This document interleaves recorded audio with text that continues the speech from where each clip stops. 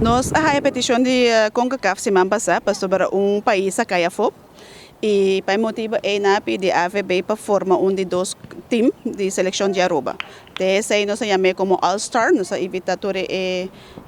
time nang de Aruba que tem muito nang de idade nang de variação de ano 2009 para 2011 e com a exceção também, porque nós pedimos exceção, com outra nacionalidade holandesa que pode participar do torneio Alsnog. Desse Europeia motivo que nós aqui promete tryout para nós escolher 16 ng kutabay e assim é não por começar a já website oficial training de nanta como sa start by nanta by mak may mes ko team Aruba nanta by mak turcos que na hotel officials trainings nang wega nandi nang tambe nós haya ko schema akamya 2 horas passar. Nós estamos sa base para direito turno no sistema também de LOC, como tanto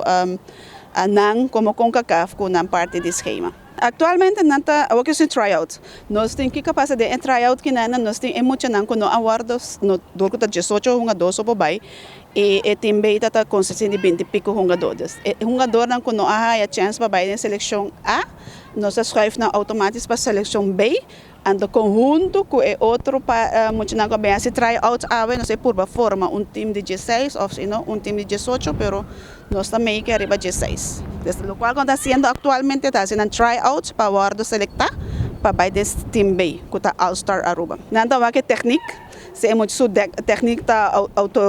automatisch se su denkvaardigheid tá automatisch dus basically coach su tarefa para escolher o mais melhor em tur apresentar ave bom isso não agora me tá agradecendo turco a bem me tá espera que o qual esta agora selectar essa aqui também tá